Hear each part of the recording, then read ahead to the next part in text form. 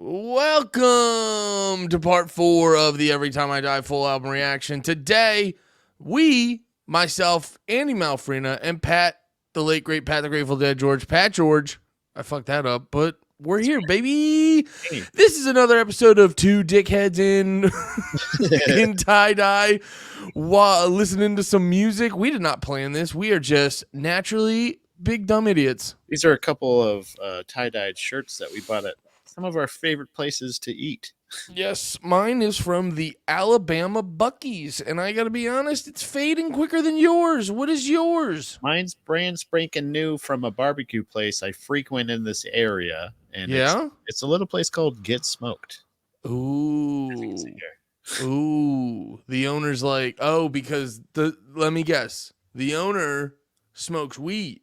And I know that because pot smokers need to let you know that they smoke weed. Andy, I'm just putting two and two together. You might smoke weed. Yeah, dude.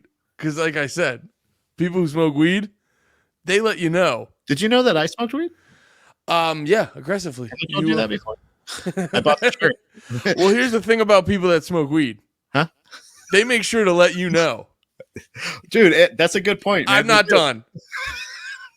They make sure to let you know that they smoke weed. Pat, what were you saying? I was just letting you know that I smoked weed. But Andy, we're not here to talk about weed, and we're not here to... Baby. I wanted to make sure you were on point, dude. Always have to be ready. You don't think I got a fucking bullet chambered over here, my friend? Now, I will ask on the next one, sell it a little harder. But the fact I was in the middle of a sentence, but either way. All right. Well, I don't care. It's if people are talking and you hear maybe but maybe if the first two aren't good enough. Maybe. Oh my God. That was a good one though. That was a good one. No, because there was a little bit of a laugh. No, you're supposed to yell it. I really just opened 3 Bud Lights in a row, and you didn't yell one of them. You legitimately yelled at me for yelling right before the show. No, I said your mic was loud. Because I yelled. No, the whole volume was loud. I'll do it again. Now I have 3 open Bud Lights. Yeah. And you didn't fucking give me volume on any of those. Once I realized you had multiple ones, then my job was to find out how many. So I had to flub by accident all the takes.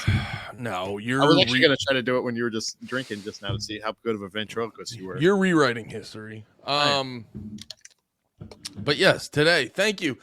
If you have not been in here before, this is what we do. We joke around a little bit, and then we listen to some Every Time I Die. We've done it before with Dance Gavin Dance, and now we have moved on to Every Time I Die. We talked about Last Night in Town. We talked about Hot Damn. We talked about Gutter Phenomenon. So that means we are on to Big Dirty. And Pat, I believe you've made mention that Big Dirty may be your big love. Like, all right, I'm gonna chug all 3 of these at the same time, and hopefully it gives me alcohol poisoning because that joke stunk. I think it is my big. I'm not gonna go on. I'm gonna let you hang on that one. It's something that I do. Dude, let me die alone. Let me die alone on that one. Andy, I do love this record. It is, I think, one of their first, not that only, but first perfect record. Really? Yeah, I really do. And I think it's just like, so there's like a handful of albums that I feel like I love, both of us we can pick our favorite bands and we can tell you how many, but we're going to tell you about like 5 or 6 honorable mentions or we're going to tell you a couple of other bands, but like albums that stand out to me from bands that I love. A good example of One of Us is a Killer by the Dillinger Escape Plan. It's like this. It's much like this, the Big Dirty, like a perfectly mixed, produced album. It's like everything was right. Between the Buried and Me, Colors is another version of that, in my opinion. And then there's just like a couple other ones, like I feel like that just really stand out to me that are just like, not that they have to be, not that I don't know if they're like the most influential for a ton of people. Like I think a lot of people really like Every Time I Die's. I think like Hot Damn is probably a lot of everybody's favorites. or something like that. But like to me, this was just like it's just like peak. I don't not that they peaked at this, but this is just perfect. This is when they reached their pinnacle, and then they just started riding that high. So like Big Dirty, I think is like a perfect. And I like also the transition. It is kind of a switch. That's like there, you know how we talk about like the eras of Every Time I Die. I think we're coming to the end of the first era, and this is also a mix between the end of the first and the beginning of the next. You know what I mean? See, I would say this is the second album into the second era of Every Time I Die, where Gutter Phenomenon was sort of like a test run. Gutter Phenomenon was sort of a test run of how do we do this in a more rock and roll style.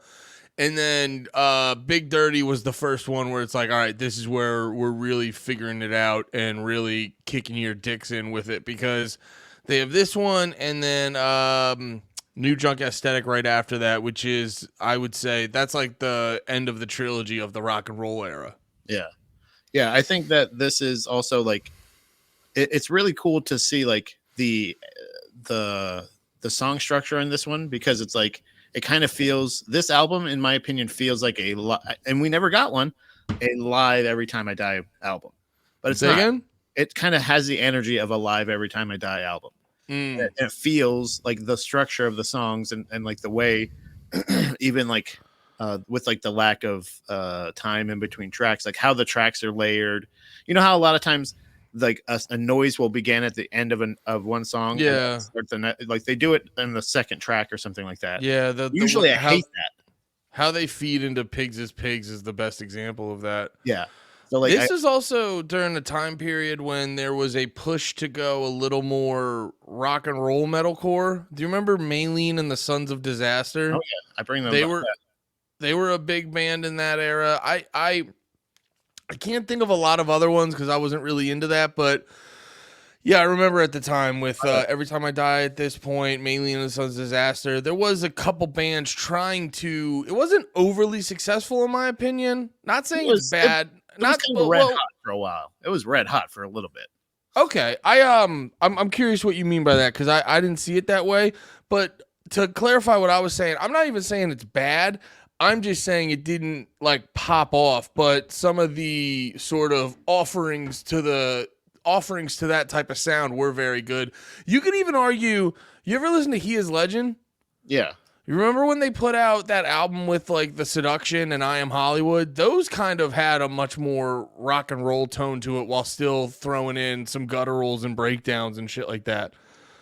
But you were saying it was red hot. What's your hit me with what you're talking about? I feel like, well, it's just the theme, like how we were talking about before with like metalcore themes that they were doing with like the panic chords, the chugs, you know, like the regular just like simpler breakdowns and stuff like that.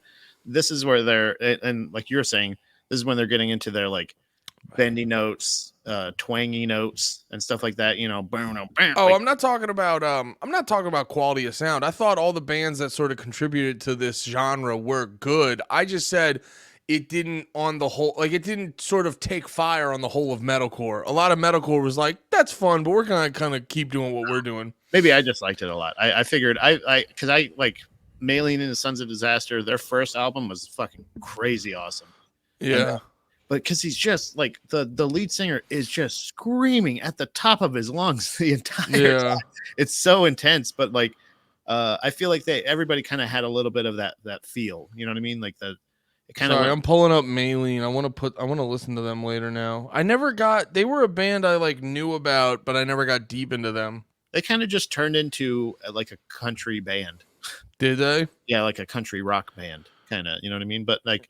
Not bad, I guess, but you know, overall, just not. They went away from the metal part of it and just went to the country mode. Yeah, and you know what? With like how bands are going now, like if you were listening to, or like we both checked out newer Devil Wears Prada, and there's a bunch of bands now. Like, bro, you remember Miss May I? Oh yeah. They were like super heavy and brutal, and like, bro, you could hear them and confuse them with any band on the rock radio station. It's like so many of those whatever core bands are now just Yeah. You know, I call them like Madden start screen, Madden main menu rock, because it's just it's that kind of shit. You'd see it on a Madden game, you'd see it on a WWE game, which it's always like the music's fine, but you know, I'm not gonna fucking. I'm not gonna drink 8 Miller Lights and hardcore dance to it. I'll tell you that much. I will say this though. Say it, Pat. Every Time I Die was a EA Sports or Madden or what did you call it again? Madden main menu band. Yeah, Madden main menu band was technically Every Time I Die. Hey, I think a couple times. Sometimes they can get it right. I'm just saying, it's most of those bands. You think you're gonna see a dude with a button-down shirt with some fire on it, and he wears like huge hoop earrings and shit like that, and he's got dickhead sunglasses that you clearly doesn't realize it makes him look like a dickhead. That sort of vibe to it. Yeah. I know what you're talking about. Yeah, so I feel like I think kind of Five Finger Death Punch did that. For a lot, they like that's one of those things where like they sound super brutal. That cat breaks something. Yeah, the cats are just being dickholes. Yeah, everybody's being a dickhole right now. I don't know what's going on. Nah, I think it's in the air with the cats. I yelled at mine when I was leaving this morning because like she's a. We'll listen to this album in 2 seconds. Let me bitch about my cat. She's a two-faced bitch. Okay. The food comes out. She starts rubbing up on my leg. You know, when it's wet food time, rubbing up on the leg. Best friend in the world. You know what I mean? I could fucking spin her in the air like a fucking pizza dough. You know what I mean? Like, we're best fucking friends. But the second she's done, she acts like she's afraid of me. So I got a little frustrated, and I go, you're a two-faced bitch. And then I felt bad, so I said, I'm sorry. Just, you should treat me better. Yeah. And she understood, obviously, and she apologized, right? She put her head down like this and said, I'm sorry, Andy. Those were the only words of English she knew. Yeah. Then she went back. She was like, meow, meow, meow. And she went, meow. And you're like, you can talk? You're like, just those words, meow. Yeah. Right. You gotta just be a little bit easier on her. But honestly, you gotta let her know. You know? I mean, when you're a two-faced bitch, it's gotta be known you're a two-faced bitch. Dude. I was going off on the waiter or the people from Chili's last night. I was there with Dom, and were you, Pat? Like, did you let the Chili's have it? I let Dom know that I was like, you know, you really should just like, you should do a better job. And she's like, I was bitching at Chili's to my wife about some Amish people that are doing construction by our office and how I wanted to fight them. And she said, you know, it's not their fault that, you know, their work is upsetting you. And I was like, yeah, I understand they're not getting paid to fuck up or not getting paid. Wait. So the Amish is having real loud construction near your job. They were ripping up concrete directly in front of our business without telling us what they were doing. And what did Dom say? And she said, well, she's like, it's not their fault. They're just doing their job that they were hired to do. And I said, yeah, but who the fuck hired them? That's what I was going out there to say. Why are you ripping up the sidewalk? Please don't. We have an appointment at 10:30. And she's like, you can't get mad at them. And I was just like, you know, yes, you can. Everybody's doing their side. No, nobody paid you to do this. Nah, dude, that's my day. No, that's a thing in girl. My wife does that all the time, where you're just sitting there and you go, "There's no reason to disagree with me right now." Wait, like why are you doing this? I'm laying out such a reasonable point. No, you have to say when you're gonna come because it's a sidewalk people need to walk on. I was sitting in the office that I work, and all of us, and my coworker and I hear, and I go outside, and there's a dump truck and a like a fucking whatever mechanical arm that I don't even think mechanical or Amish people are supposed to be using, and it's like pulling. Depending on what they are, they can be fast and loose with the rules. I think they're the day walking kind, but they're ripping up the sidewalk directly in front of my business, and I was just like, hey, what's up? What's going on here? That's a common like that energy. It's like a common arguing technique where you're like, hey, what are you doing? And you're like, their energy would almost be like, you paid us to do this. And you go, that wasn't the conversation. The conversation is, why is it now? Yeah. Why are you and doing people always pivot to like this other, and you're like, no. That's not the conversation. The conversation is because you got they got paid to do the job in a not annoying way, and they're Right. being fucking annoying. Right. So you're not doing what you're being paid to do. Yeah, they didn't go rip up the sidewalk, and if you could lay your tools in front of this guy's business, just lay them out right in front of their front door, so he Yeah, can open yeah. the door. So just Because do they it like, that. yeah, they do a shitty job, and then their energy is like, "What? You don't want it done?" And you're like, Look, man, we're doing dude. our best here, okay? No, Dude, you're- I gotta you're watch- Literally not. I gotta watch Curb Your Enthusiasm because the more I talk, I'm like, dude, I'm Larry David. Like I've seen clips of Curb, and I feel like I would watch every Curb and go, you all need to apologize to Larry. Yeah. Anyway, we have to listen to music Yeah. and not bitch about Amish people and sidewalks. Although we Don't be can if jealous we just want. 'cause you guys can't have them. Don't take ours. Anyway, let's listen to this fucking album. Big Dirty. Very excited to check it out. First song is No Son of Mine. Here we go. Boo-boo. We've tried for confession booths, polluted, drinking walls with our repentance and it's done. Grinning with our armor on the shoulders of the rotting child. Hold that pose, provisional arrogant little pigs who devour their siblings. Shoot that dog if we can't afford to feed. Shoot that dog if we can't afford to feed. Failed and fathered them all. Failed and fathered them all. Then we got our fathers. Keep your voices down, I'm sneaking out. Hey, what's the big idea? King, your fucking hands off the inside. That rat has got his mother's eyes. That rat has got his mother's eyes. Breeding and nauseum. They are pouring themselves into the sea. Stop these, stop these, stop these, stop these, stop these, stop these, stop these. Leave your drunken accident at the pub, and I'll grow to mend your broken heart. Don't sign the dotted line. Don't sign the dotted line. The world is too incredible to bring such ugliness into it. The artist is sneaking down the hall to impregnate the last of his kin. Indiscernible muse in a swarm of derivatives. I deny any part. I deny any part. Deadbeat Godfather.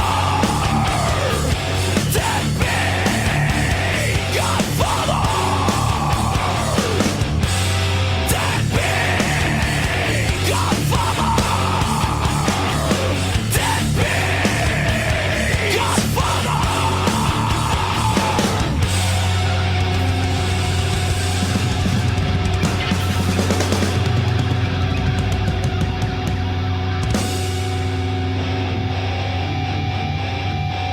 Bite your tongue. Who taught you those words? Blaspheme when you are under my roof. Don't ever say rock and roll. Don't ever say rock and roll. Hell yeah. And as we know, that is a slick transition right into Pigs is Pigs. So there we go. That was No Son of Mine. Yeah, dude, Keith, I feel like you could go through every Time I Die album and find the sickest screen name in there. Or like the sickest Twitter handle. I was Or thinking that podcast one. name What? or podcast name. Yeah, or a podcast name. But no, I was thinking Deadbeat Godfather would be a sick Twitter handle or Instagram handle. I like a I like how one of his lyrics just kind of feels like something an old Southern. I feel like we're definitely going to hear in Texas is shoot that dog if you can't afford to feed it. You know what I mean? Like that just seems like old Texas justice. Oh, dude, we might. When I was actually when I was down south, excuse me, when I was down south where I got this shirt, doing shows with Robbie Bernstein. Shout out Robbie. And I forget which state because we went to Kentucky, Alabama, and somewhere else, one other state. I forget exactly where we went, but I remember we stopped at a gas station, and there was just two lovely Southern ladies. One was a little bit of a husky broad, and one was like a nice, tight old bitch. And she was great.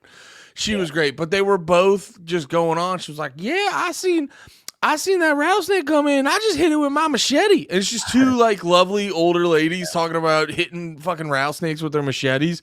Yeah, I think definitely down south living's gonna introduce us to that type of folk. Got to kill them critters so they don't even affect the herd. Yeah. Like, what are we about now? Yeah, dude. Fucking first song in, it's just like, hey, we fixed up pretty much everything that was bad with Gutter Phenomenon. Like the mix is on point. Yeah. The riffs are a lot more interesting. The lyrics are a lot more interesting. It's just all around it's just Gutter Phenomenon, but like higher quality. Well, so I was talking about like the pacing of like the order of the track, everything about this. I literally wrote everything is perfect about this mix. Like everything. they didn't just like fix. They didn't make it better. They perfected the mix. They got it perfectly. Not to mention the first 4 albums. I'm realizing now. 4 different producers. Each one of them is a different producer for each one. So that's really interesting. They're not like getting stuck into, they're still able to keep their identity in it with each different producer. Like each producer is able to contain, you know how you're talking about, or like every 2 albums or so, they're changing their sound a little bit more each time. They're still able to like maintain that that sound between 2 albums. So like Gutter Phenomenon, they were like, hey, we're going for this. And that producer is like, okay, let me fuck everything up for you. They're like, cool. That sounds good. And then the guy for Big Dirty here, Steve Evans, I believe his name is like, I just feel like this is so much more patient. Like it's like it's them, but like the pacing of the songs, like they're like the performance of it, like everything about it. Because I've seen this. They actually, I think when they were supporting this album on tour with the tour for this album. Yeah, they started the set with this song, and like it's a good opener. Perfect. It's like I get why they started the album with it. It's a solid opener. It's great, and it just really does. Like they don't play it. You know how sometimes a band will play a song faster or slower live. Like they play it exactly like they do on the album. And it's like, yeah, because it's perfect. You don't need to do anything different. You know what I mean? Like, all right, why don't you fucking marry it? I also like they do a thing that all great like metalcore bands do is it's not even the songwriting, but the recording quality. You can hear, like, I feel like you just get a lot more detail in the sound. Like the last album was a lot flatter. This one, you hear I feel like you hear a lot more nooks and crannies of every sound on the album, and that kind of goes to, you were saying before, this kind of feels like you're hearing it live, and I think that's what's aiding to that sound, is that you're getting a much more detailed recording on this. Yeah, I really enjoy it. And honestly, I was going to suggest us just listening to the first 2 tracks back to back because of how well they go together. But I understand the rules and structures of the show, and I'll never do that again. It also on YouTube, they don't flow together anyway. Every time you go from one YouTube video, there's always going to be a pause, so the segue will get ruined. Anyway. Ads or something. They're probably throwing in ads or something in there. They're like, hey, we got to sell some dick pills, No. Okay. Yeah, me neither. No. It's just from video to video. It hiccups. All right. Well then, hey. Yeah. Look at all this egg on my face, huh? Well, I mean, it works out because I have the hiccups, so we're in the clear. Anyway, let's go to the Well, next you know, hey Andy, sometimes pigs are pigs. It's pigs. Sorry. I thought there was too much energy. I wanted to kill it. And I Hey. did. So pat myself on my back. Anyway. Here's Pigs is Pigs. Watch it go flawlessly.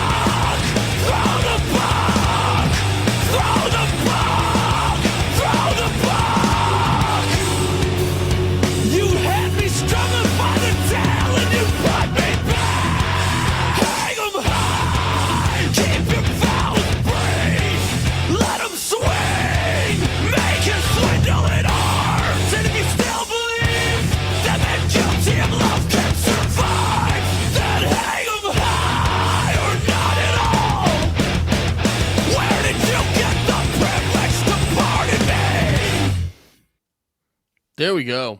Pigs is Pigs. Yeah. Not that I would ever get, not that I listened to this album a shitload, but now I'm remembering this was my favorite song off this album because that Hang 'em High part was just so goddamn catchy. And it was just so, dude, that's kind of like, especially in this era, that feel, because they were kind of doing it on the first, on the previous song where he goes like hang 'em high, and that like halftime tempo with like the wide open guitars doing like some chugs here and there and shit. And then the But bass still, and still making it feel like rock and roll and shit like that. That's sort of a mainstay, if you would. Is that what that is? It feels like a mainstay of this album. It's like, yeah, the fingerprint. It's like the kind of fingerprint. It's the identity of this particular album. And that, I think that's what I like about it. It's like a mix between sludgy and sway. You know what I mean? Like, it's just kind of like just this fucking like chuggy, but like, so the one thing that really stood out to me in this song that as another improvement from the last one, not to just completely harp on Gutter Phenomenon, but like, the percussion. Remember we were talking so much about the fills seeming so rushed and like they were just like crazy. There's so much more. Do you remember some of them? I think there was a like. Do you remember the board? What was the board stiff one? Fuck, hold on. You don't remember it? Can you do the guitar part? Well, the whole song cuts out, and then the drums come back in. Yeah, so, but I need the guitar part right before it cuts out. Like, lead me in.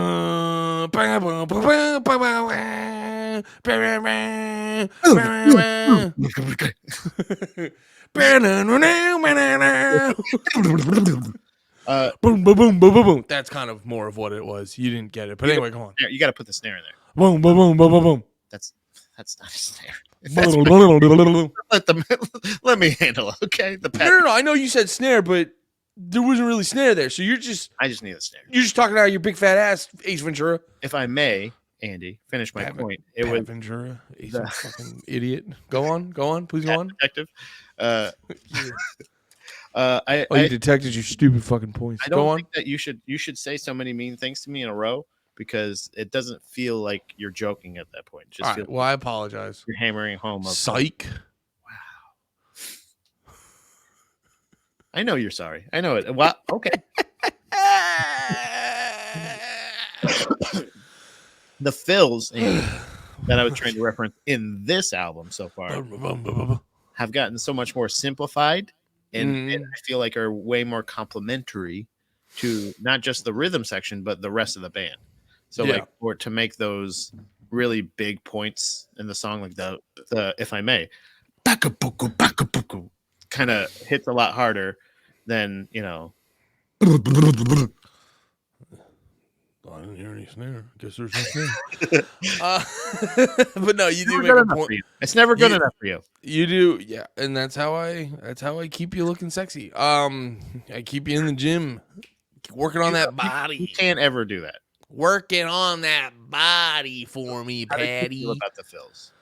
No, but you make a good point. It is definitely you can do a lot sometimes. Maybe. See, that's how you put fucking power behind it, you piece of shit. But no, there is something more impactful sometimes when rather than just being like I can do all this, just hitting with a like some shit like that. That was always like a legendary. That was always like such an impactful part of.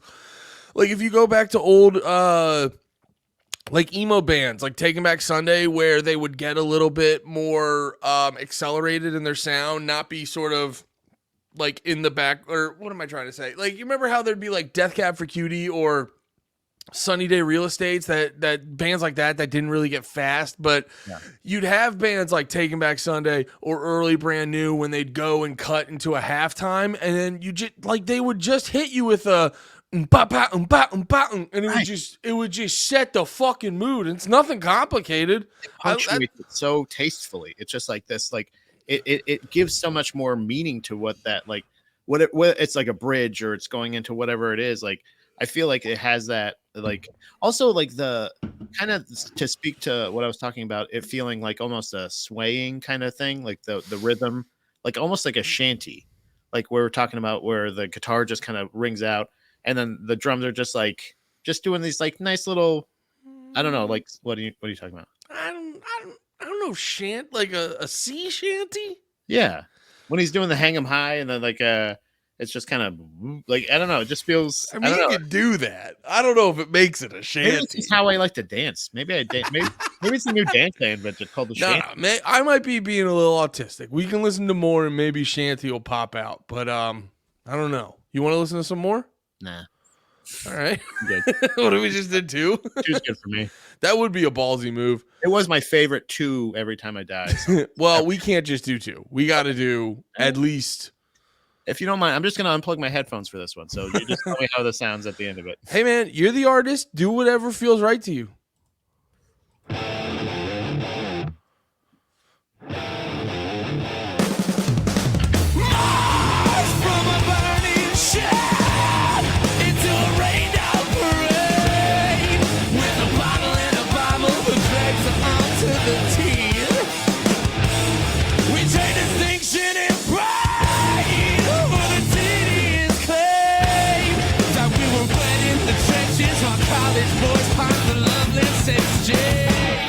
Carry fragments through detonated eyes and let it under our bones. We stumble out of all this side, feeling skin to the brain. But our money's no good here, and our memorial has been off the road. The locals will bury my wandering eyes, and the dust of the potter's field, where the rifles of Breaking Bad are equipped with 21 silencers.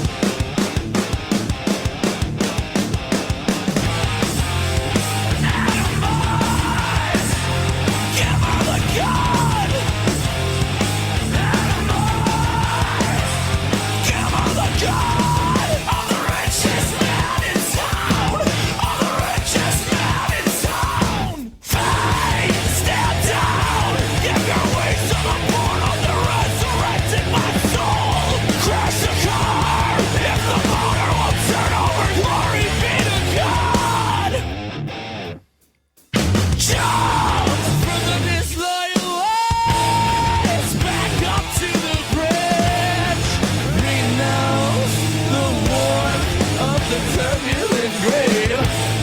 I found blood on my lips from a communist kiss, and I hope that my home tips its glass to it.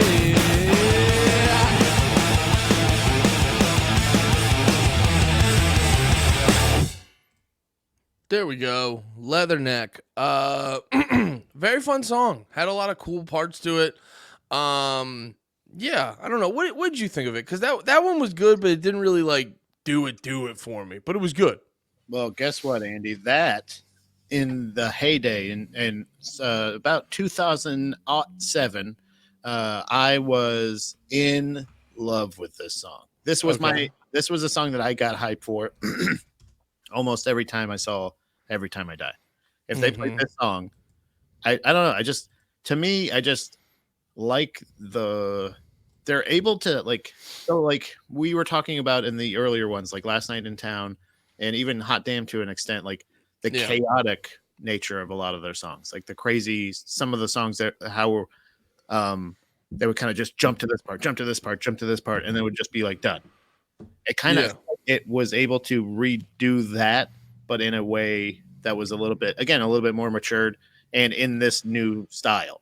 Okay. How this Every Time I Die does that, and it's like it's so much more palatable, and it's so much more like again, I just love how fucking featured the rhythm section is, because their guitar playing is so incredible.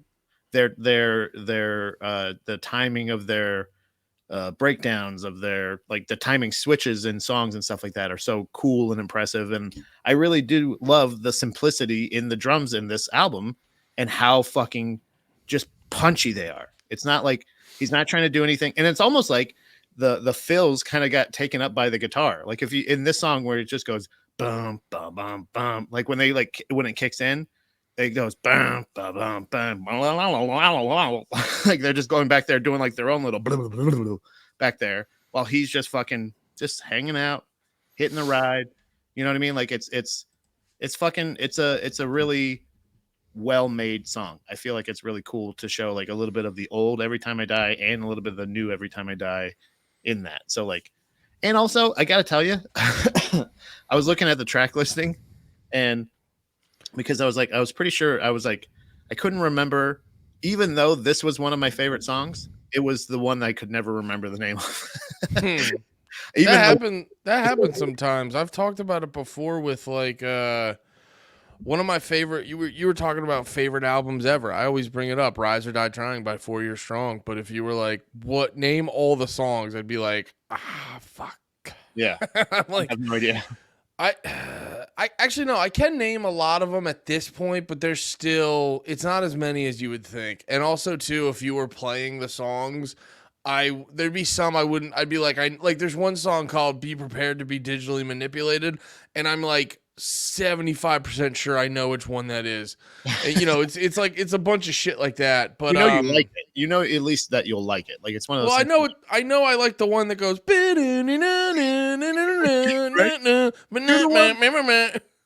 the one that goes bam, boom, boom, do that one where you, and then you know the how about next chicken neck or you were something? you were talking big about like the sound of the drums. Wait, what do you mean by rhythm section? Are you just talking drums and bass specifically? The bass tone in this is so fucking just like deep, and it's just like a wave of bass behind everything. Like you don't hear particular notes necessarily. You just hear this like it's just like it's No, 'cause I don't normally like that, but I feel like it really works in this one because he's yeah. well. Well, I think with the writing style on this album, it lends itself. It's better to have a warmer bass tone than like a punchier bass tone. And Right. no, the whole idea of like what is, because like traditionally, if you're looking at like a jazz band or some shit like that, you go the rhythm section. You're basically talking about the drums, bass, piano, and maybe a guitar if that's there. And so I was like, when you said rhythm section on this, it got me thinking because there's kind of like Every Time I Die kind of doesn't have a lead guitarist. They have like dual lead guitars that work off each other. Yeah. So thinking about their rhythm section is interesting to me. Well, I guess I was thinking traditionally rhythm section being just like the rhythm, like the bass and the drum, not the rhythm guitar, just like the bass and drums. So No, like, that's kind of the point I was making. Is it's like if you're speaking of rhythm section, it kind of doesn't go typical because like if people don't know, a lot of bands have lead guitar and they have backup guitar, and backup guitar a lot of time is just playing full chords, and lead guitar will more often hit melodies and shit like that. And this also, is if you pay attention to the songwriting style with these guys, you basically have dual lead guitars that come together to create one big sound. What were you saying? well, I was gonna say, yeah. Sometimes you'll have a lead guitar, you have a rhythm guitar, and sometimes also a lead singer that just likes to wear a guitar and play it sometimes because they want to seem cool and more useful. Uh, Yeah. No, I agree. Rancid had one good album. no, I'm not even saying Uh, Rancid. I'm not even saying Rancid. I'm saying like those. How many other times you've seen like you go to see like All American Rejects and they all like there's 3 guitars and you're like, guys, really? You guys want? You guys really think you need 3 guitars? You know what's even crazier than that is when you go and watch. If you ever see, and I'll go on record as this band is incredibly overrated for how much of a fucking behemoth they're considered in the emo world. Yeah. I went back and listened to it. Ohio is for Lovers, incredibly overrated song. Yeah. In my opinion, does not hold up to emo royalty like a lot of people think. But on the flip side of what you were saying earlier, you look at a band like Hawthorne Heights and you go, yeah, guys, 3 guitars. Yeah, that's what I'm saying. This music needs 3 guitars. That's pretty presumptuous in my opinion. You're not even necessarily playing harmonies. Like it's not even like there's any kind of like you're all playing the same thing. What's going on here? Like, Sorry.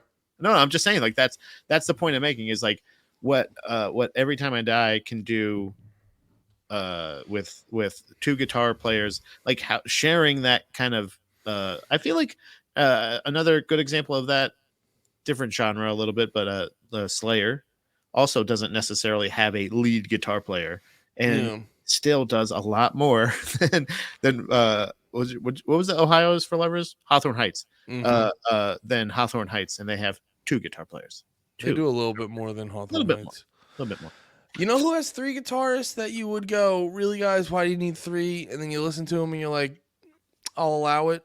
Maroon 5. Yes, Steve. Yes.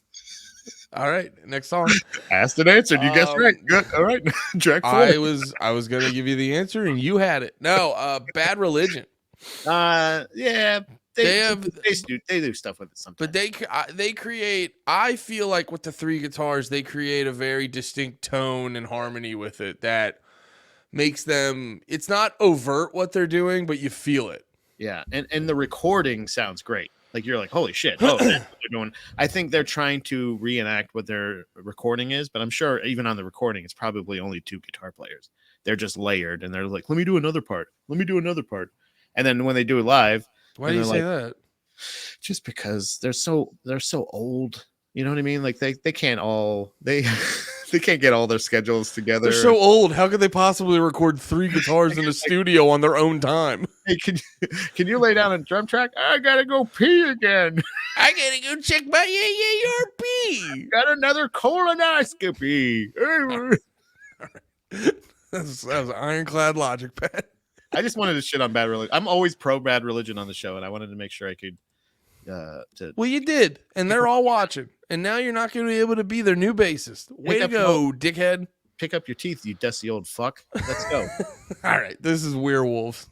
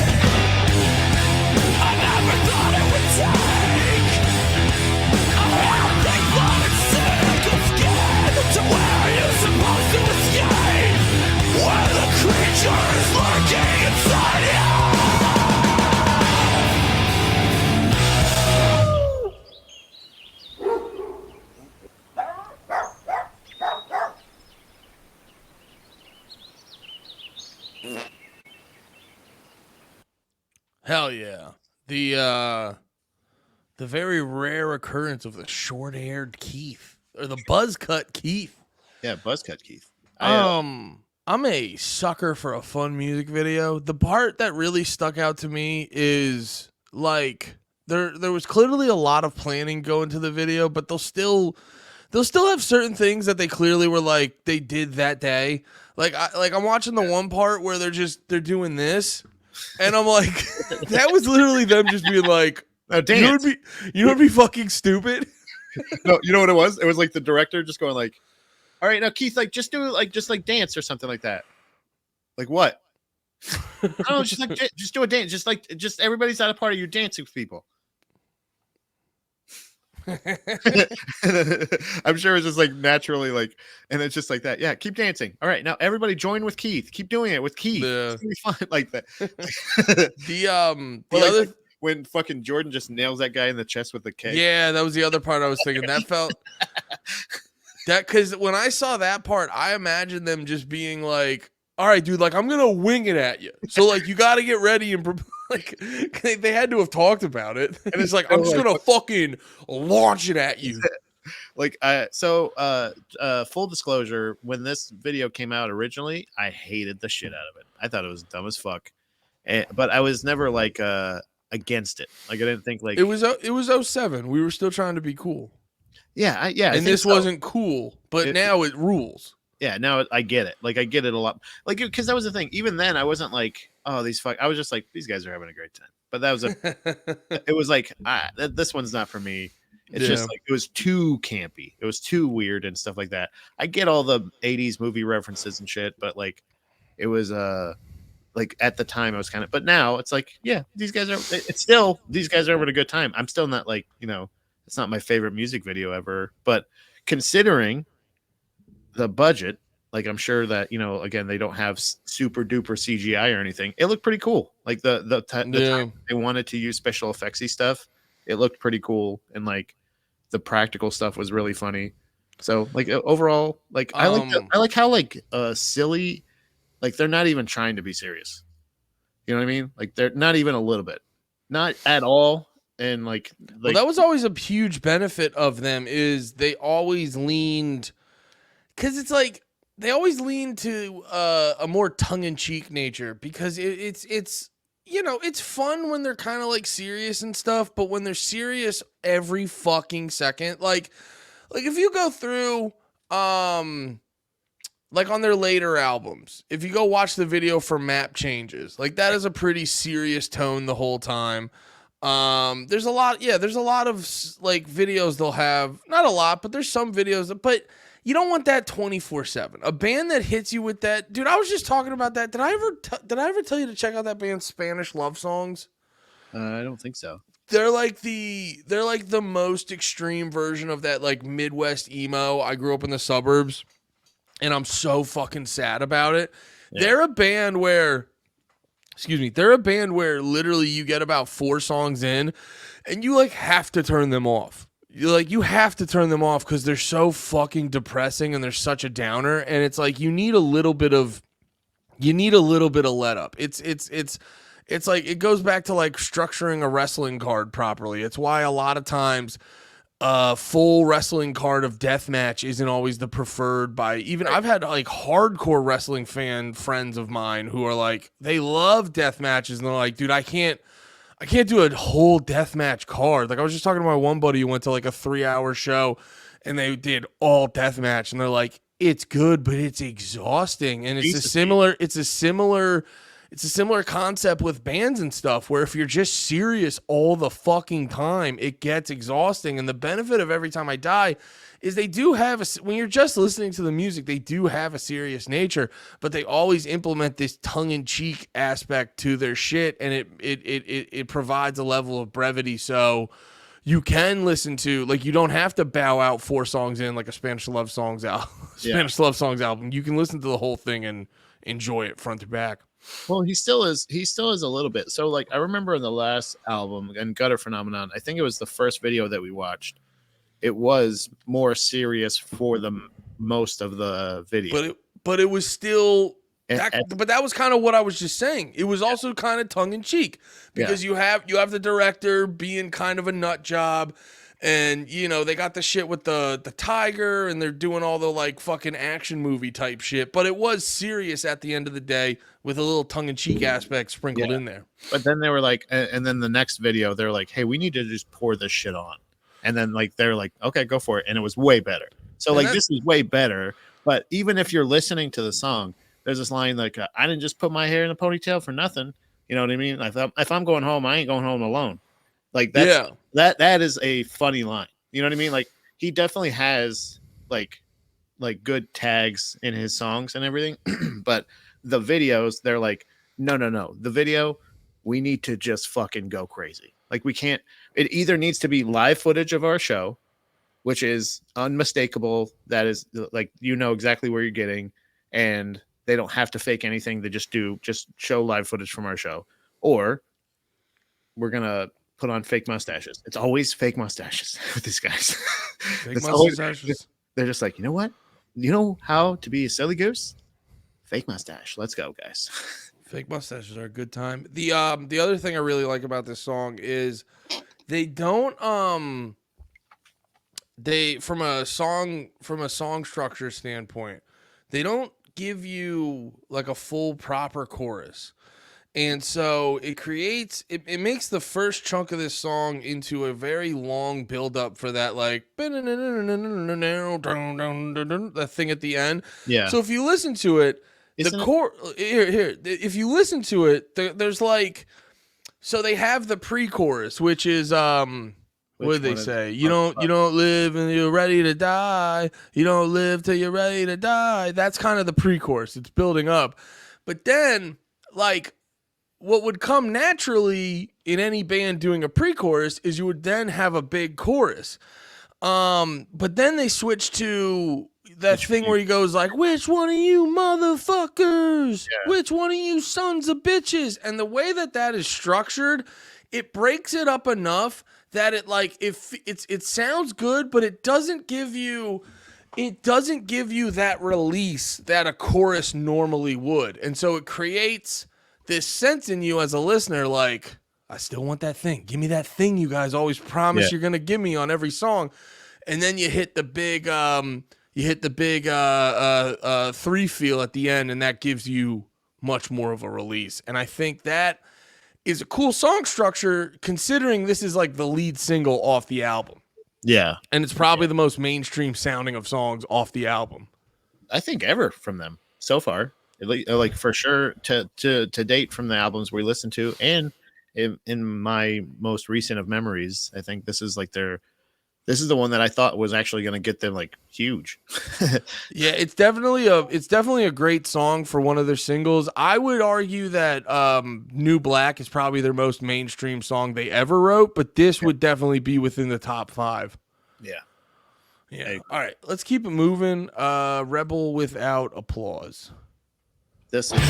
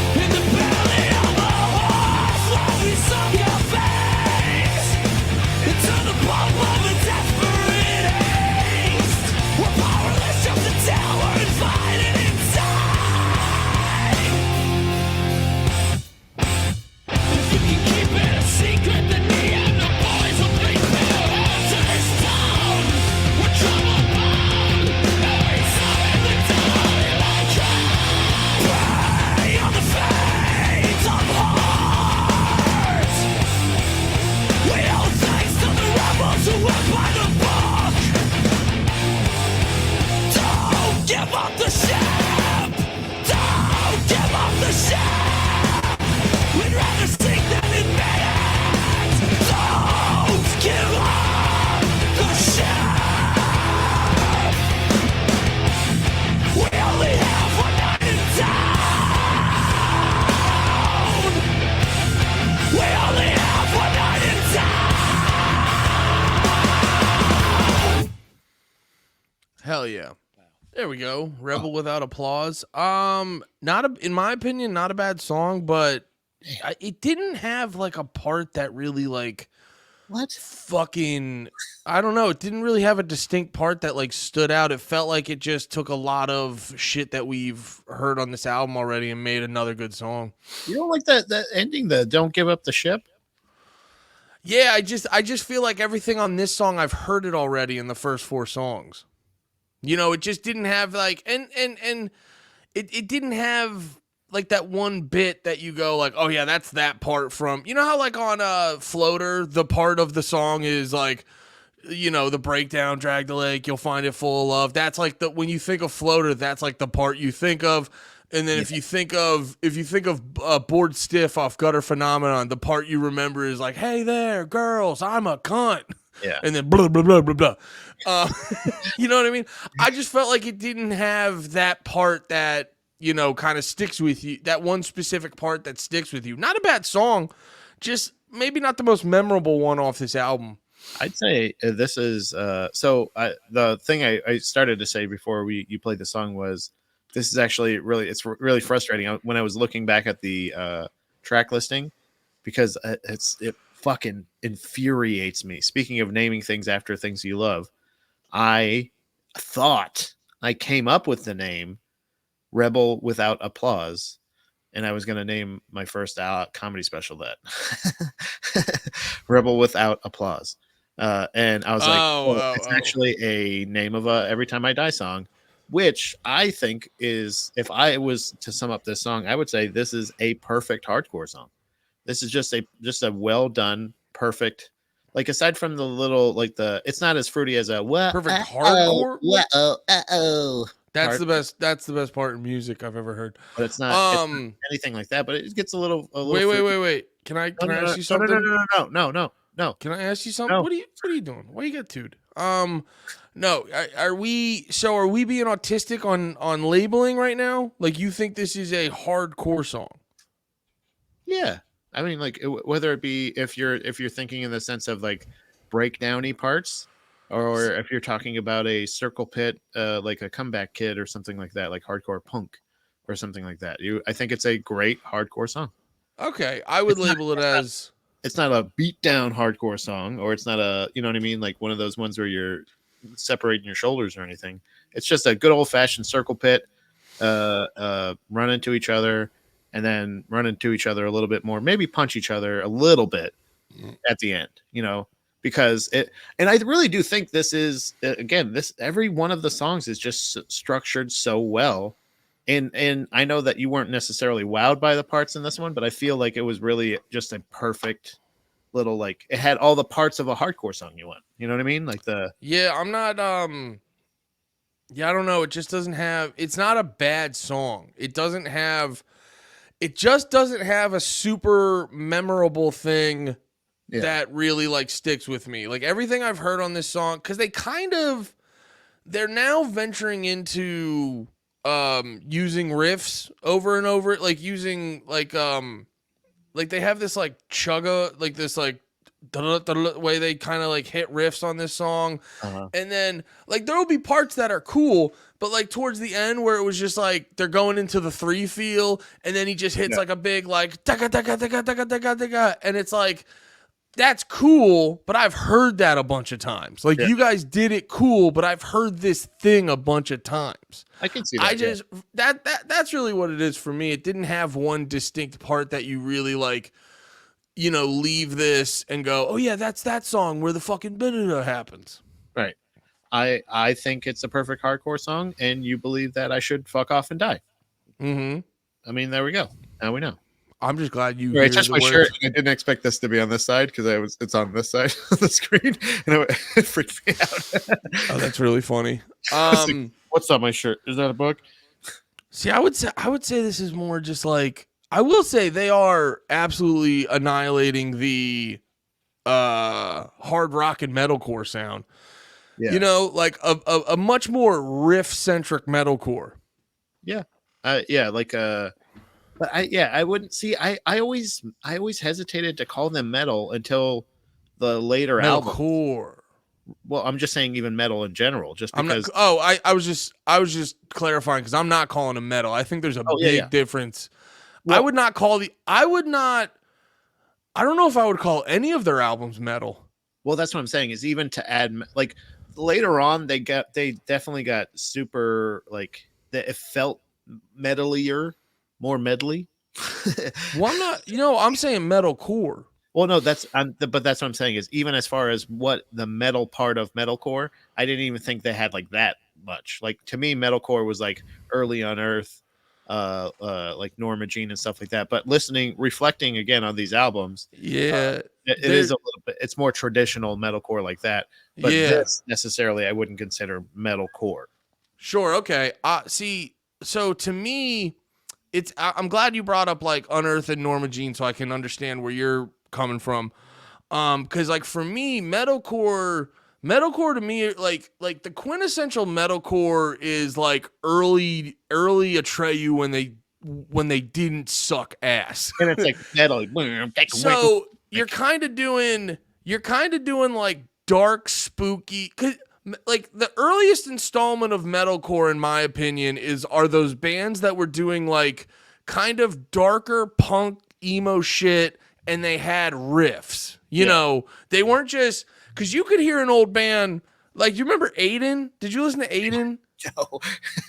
I made fun of mercilessly of Aiden. Are you sure? You can't remember the word. I did this earlier. I said merciful, and I was like, wait, I mean the other one. What's the other one? Merciless. But you remember Aiden.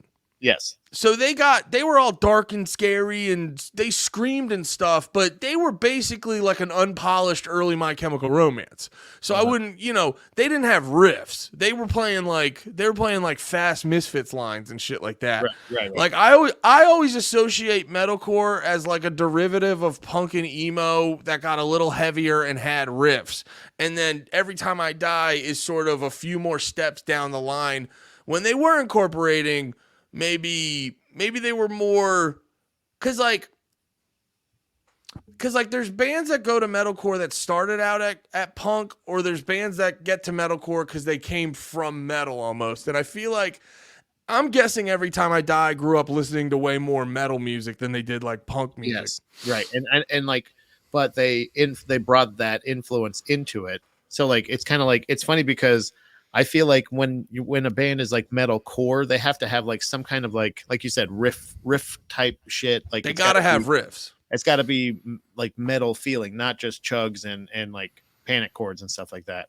Whereas like, to me, in like Parts Unknown, Low Teens and stuff like that, it gets back to, that's when they're showing more traditional metal. And I would start saying like, oh yeah, they're a metalcore band, but in a different way. You know what I mean? I would agree with that too. The later albums, they're definitely more traditional metalcore. This, I would still consider it metalcore, but they're more of it's more of like a rock and roll metalcore. Yeah, that's about it. Yeah, rock and roll core. Hey, you're good at combining genres. You work on that while we listen to Cities and Years. Rock and core. You work on that while we listen to Cities and Years. Play with the bow at the bridge. Tone your voice in some minor chords. This is the lowest we've ever been, until we beg for the offering. We're giving a knee-jerk response to the awe. We come strapped to the bed, on display from the Zodium door. While they picked up the signals we sent to the visitors.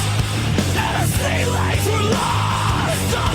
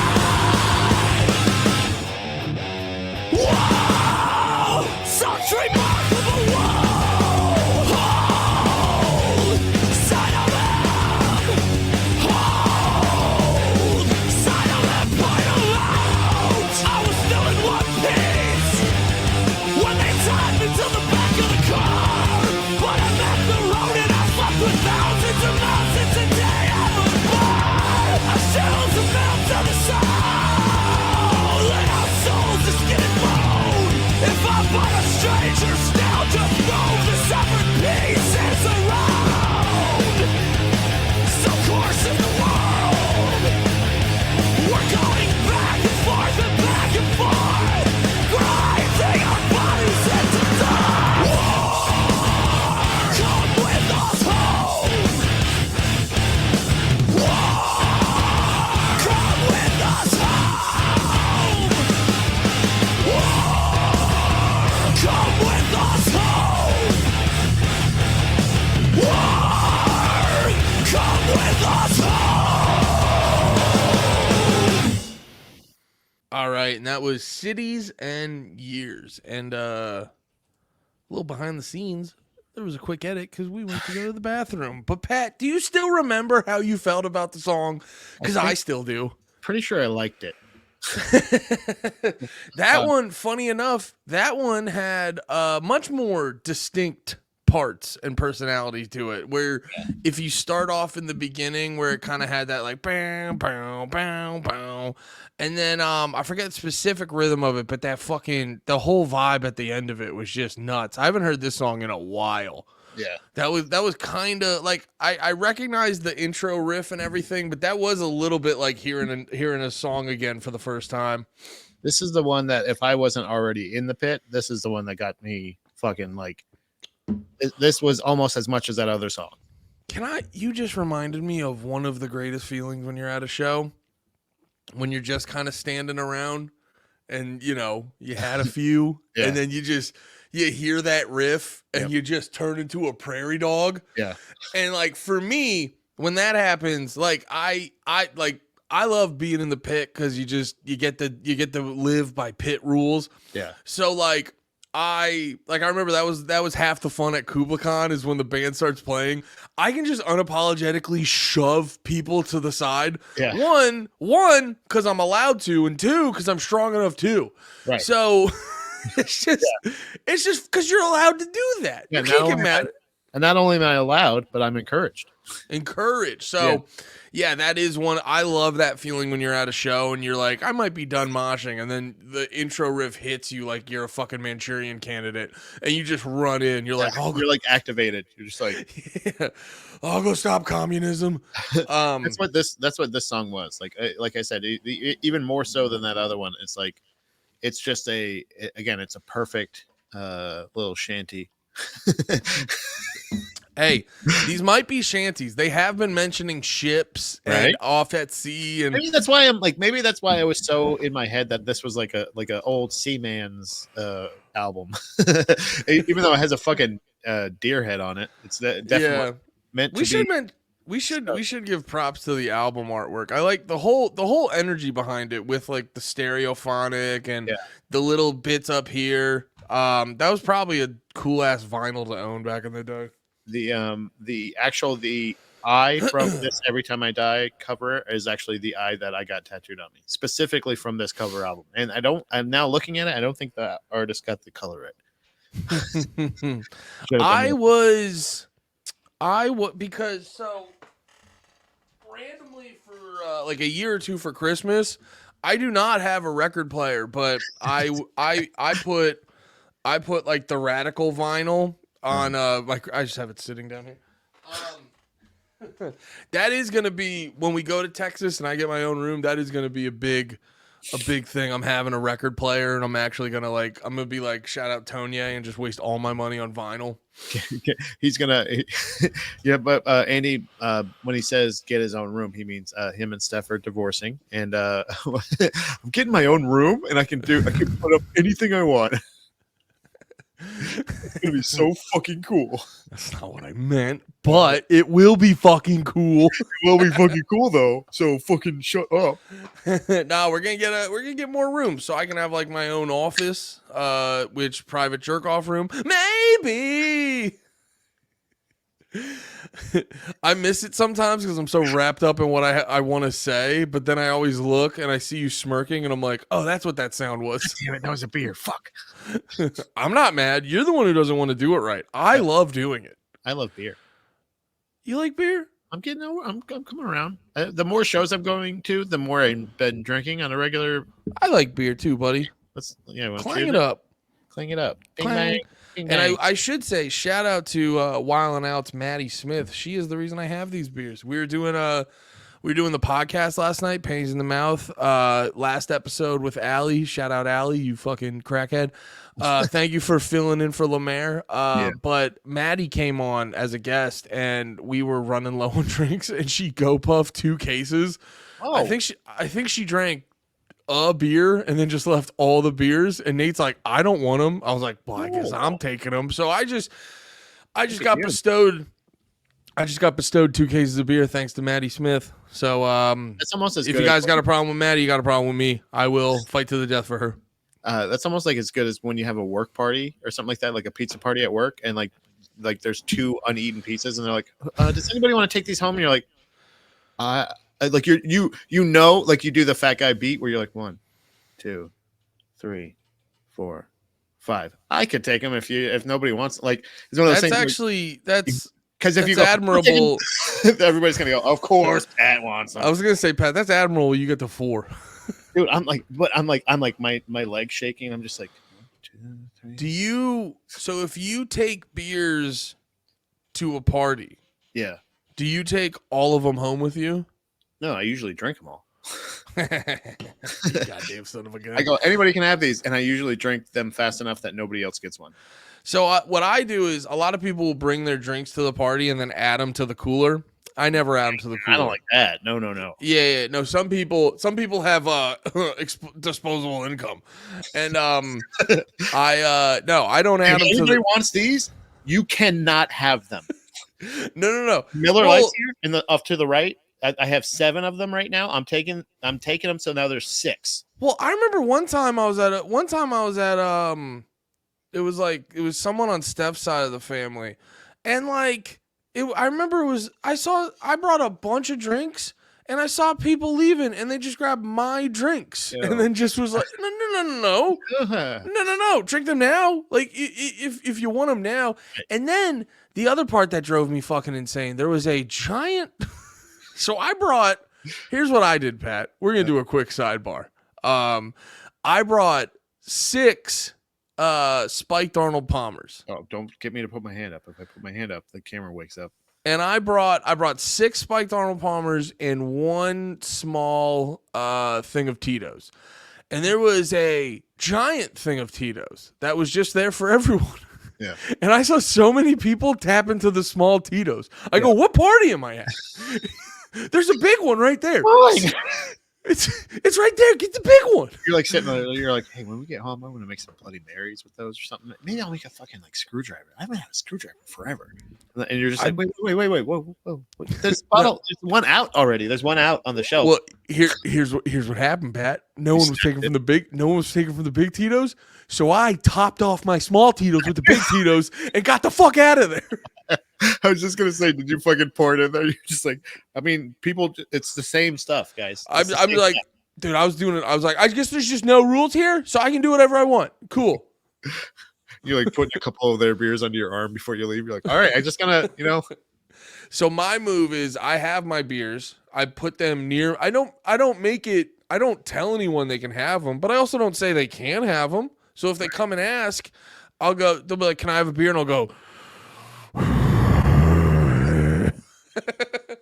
No, and then, but if my beers start to get warm, I will put about 3 in the cooler. you know a good party though is one where they're like blue coolers. Beers are for everybody, and then if you want to put your beers in the other one, you just got to ask just before you take any of them. Yeah, you're still going to get some collateral damage, but you got to establish rules. This is Yeah. a society. yes. All right. So, yeah. Enough beer talk. But every time I die, fans probably love beer, so Yeah. they're probably not too mad. And honestly, there is a little bit of etiquette here. Like, yeah, we like to party too, but like, within reason, guys. Drink responsibly. Guys, the fucking economy right now. Drink your own beers. That's what I mean by drink In responsibly. this economy, you Your own. can't have my beers in this economy. Until I run out, and then if I can have one of yours. Can I get one of yours? I'm out of beers. In this economy, I don't have any more beers. You know how I was shitting on Blue Moon earlier, and I was saying you're a pussy for drinking it. Can I try it? Like, maybe I'll like it. Maybe I was wrong. You can turn me around on it. Can I just get one of those pussy wheat beers? And then you finish a Blue Moon and you're like, yeah, Blue Moons are for pussies. That fucking sucks. You're like burping. This fucking sucks.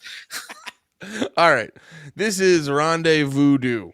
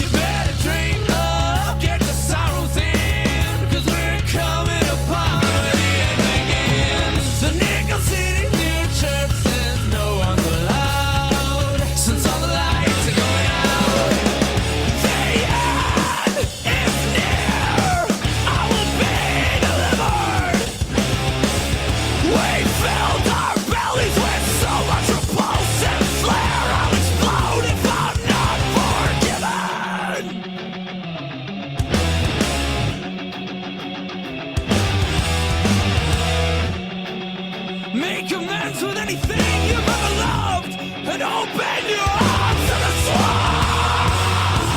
We have salted the earth right now, right now. We have salted the earth right now, right now.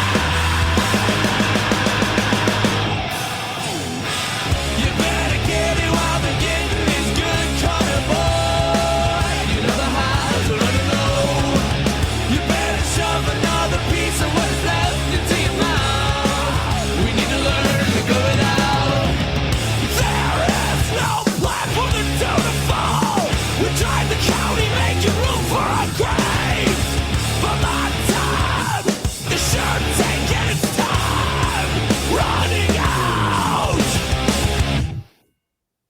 Hell yeah. Rendezvous Voodoo. Pat, what'd you fucking think of that? I gotta tell you, man, this is the album I am Here's what I thought of. Sorry. most Sorry. familiar with. I thought you were gonna open a Just can. a funny thing to do. I just did a funny thing. Go on, Patrick. This is the album I am the most familiar with of Every Time I Dies. Like this is like I knew exactly when the song's ending. I know all the parts to it. I'm not surprised by anything. And I don't mean to say that like it's predictable. I've listened to this album so many times over not just in 2007 and since I probably listen to this album a couple times a year. I really? I love this album. It's like, to me, this is probably even still my least favorite song on the album, but I still have a lot of really nice things to say about it. You know what I'm saying? Yeah. Like, it's almost like a blue, like a old blues song.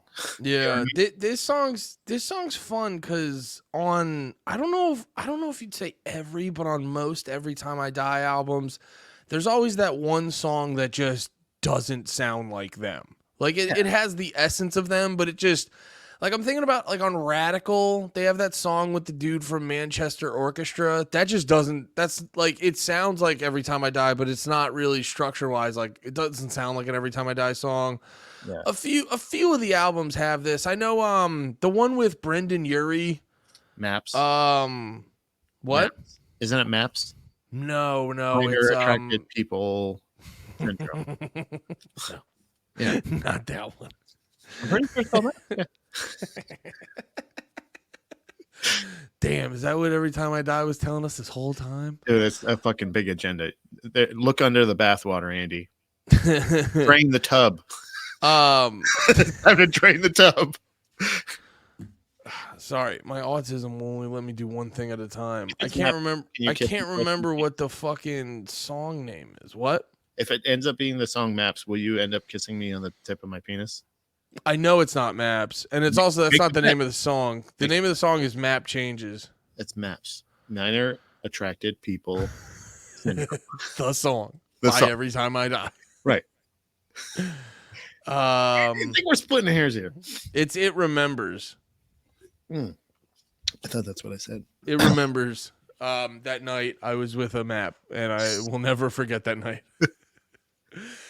No, but like that one, It Remembers with Brendan Urie. It's like a non-traditional Every Time I Die song. So I get like normally I wouldn't fuck with stuff like this, but because it's kind of like there's a precedent for it, Yeah. there's always the part of me I kind of fuck with like the non-traditional Every Time I Die song because it's sort of, and I like when bands do that because it's like what if we had all of our superpowers and we used them for a whole different thing. Here's Yeah. what would happen. Like How- if Every Time I Die wrote a fucking Queens of the Stone Age song, here's what would happen. Right. Like here's if like whether it be whatever term you want to use for it, like more marketable or whatever it may be, but like a more like I said, not even just it's just different. Like what if like this song? What if Every Time I Die wrote an old blues, fucking song or something like that, and they did a fucking good job.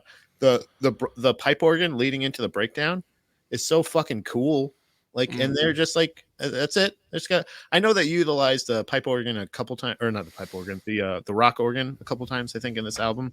But like, it's just so fucking, I don't know. They did it right. Like they didn't fuck around. It's like when like somebody's really, really good at being silly and they're like, they put a lot of money into being silly, like Jackass or something like that, where they're like the amount of money going into be stupid, like we're going to shoot a fucking dildo into someone's butthole. And they're like, and we're going to show it on a super slow-mo camera. Yeah. Like they're going to have a whole set, like a whole field of like, it's just like, that's what I'm saying. It's like when it's well thought out, like you said, it's just done really well. So like, they're showing, I bet they could fucking nail, if they were still around, a fucking country song. You know what I mean? Like it would be really cool to hear.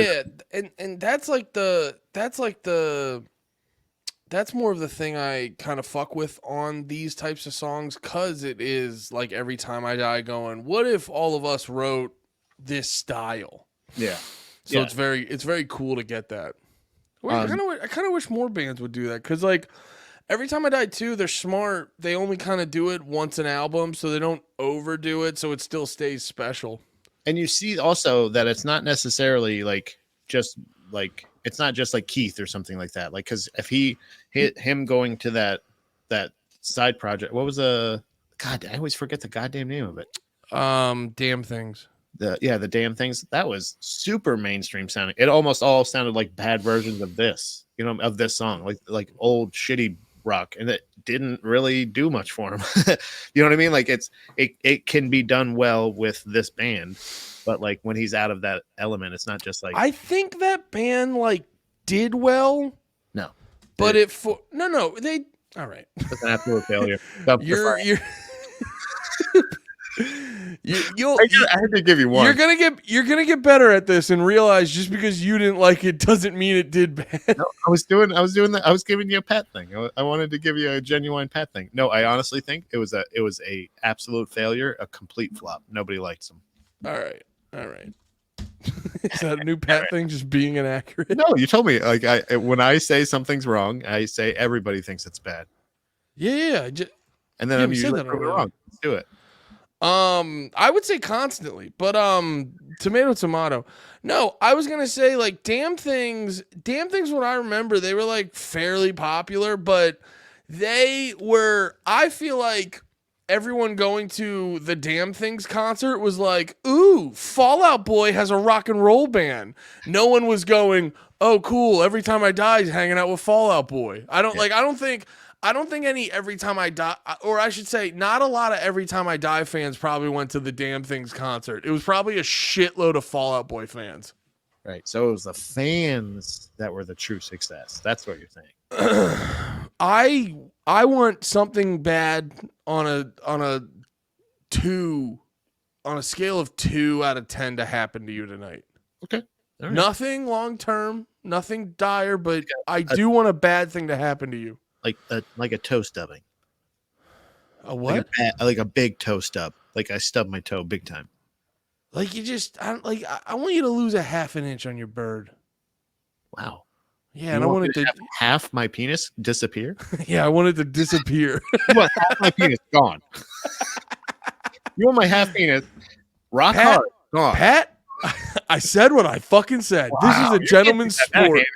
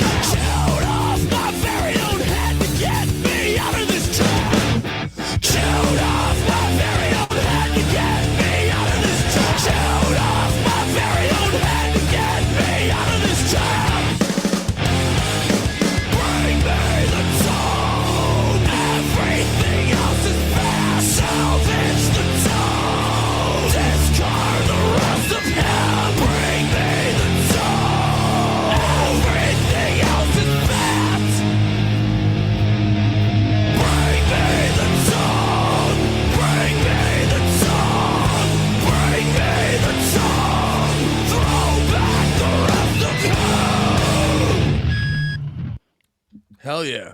Nice, quick. Get in and get out. So I really like that song, but the funny, and I fucking love it. It's very catchy. The chewed off my very own head part fucking rips. It's like very catchy and like a dash of poppy, dare I say it. But you know what's funny about this song? What? I don't know if it's like the scale that they play it in or the tempo or what, but there's like a couple parts where I just on my own think they're going into parts of Pigs is Pigs. Like there was a part in the middle of that where I caught myself like preemptively singing and hang 'em high, and like it just like the way they wrote this song is very similar in my opinion to Pigs is Pigs. That being said, I've said this about like I was saying this about Jesus Piece's last album, So Unknown. Like a lot of that album kind of like blends in together, but it's fucking great. So I don't give a shit. Yeah. You know, and this Almost right like- here, Yeah. this right here is like, this song fucking rips. Now, does it rip because it also sounds like my other favorite song of this album? Yes, probably. Yeah. But you know, that shit happens, and I'm here to say I don't care. Andy, I think you're. I want to first of all commend you for your bravery for admitting that, and I also want to agree with you. I want to double down and say that I think it's very similar, and it's almost in the way like a. There was a 50-50 chance you were about to pull out a double down too.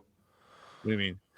The sandwich. You're You're like, I'm gonna double down with this double down. Yeah. and that's a perfect time to mention this week's sponsor, Andy, Wendy's.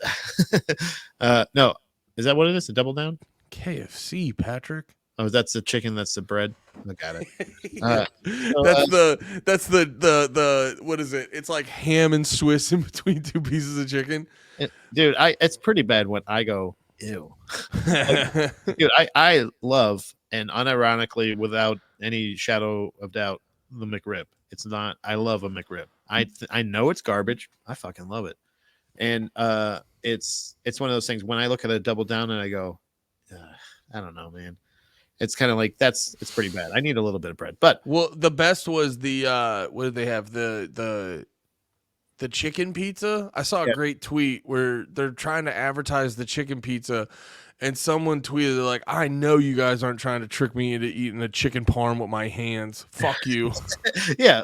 How stupid do you think we are? Like, I don't know. We got you to eat 2 chicken breasts, but I think this is like it's in the same sense like how I was mentioning every song on this album is kind of like reminds me of like a sea shanty, or it kind of sways and has that same feel to it. It's that same idea. It's almost like a musical. It's almost like this character showed up again, and it's Andy's favorite character. Like Pat likes all the pirates, and you like the other guys, you know. And now I have a new hat. Yeah, you know what I mean. Like it's like one of those things of like this feels it's very thematic. You know what I mean? Like they're similar songs, because we know Every Time I Die is not like they're never ever like super duper different. It's not a super drastic thing or super difficult to play or anything like that. It's just one of those things where you're like, no, they just go hard. They think of it before we did, and it's perfect. But it's also one of those things where you're like, man, it was right there. Was it? No. Every Time I Die knows how to find it. We don't. Yeah, that's an interesting way to put it. I will say some of their drum parts are hard as fuck. Yeah, I was listening to I'm sorry, go ahead. No, I was listening to I was saying in this album they sounded so simple, but there are like there. That wasn't me. That wasn't me saying go. I was laughing at your immediacy to cut me off. I wasn't giving you the green light. I was laughing at you. I love you so much.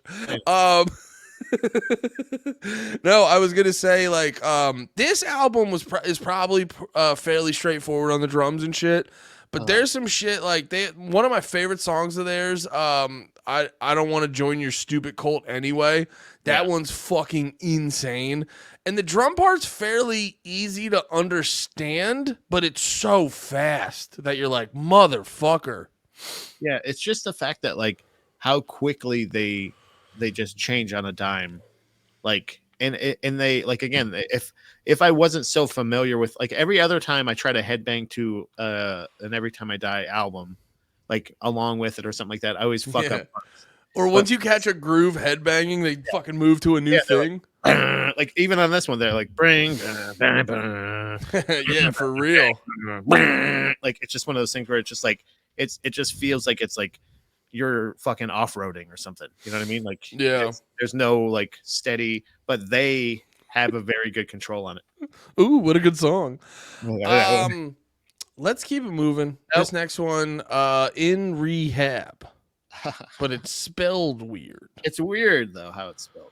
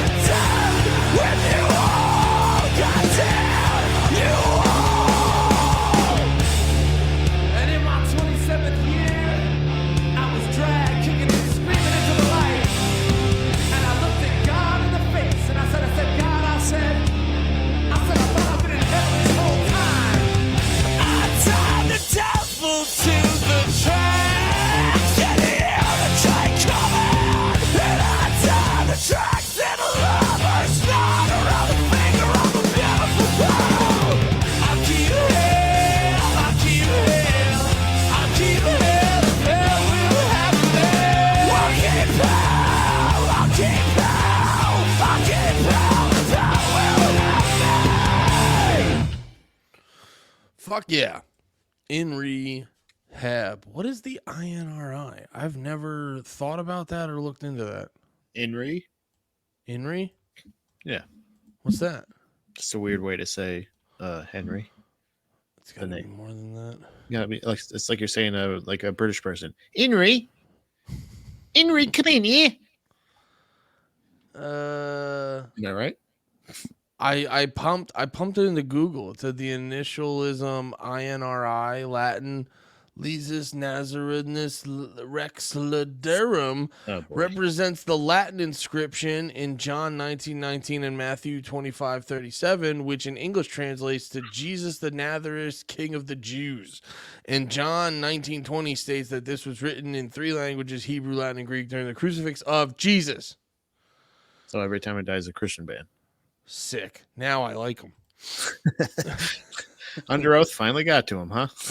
Under Oath, you fucking heathens. Yeah, that song fucking ripped. They did one of my favorite things is they put a very poppy part in a weird time signature. You like the a la Hey Ya.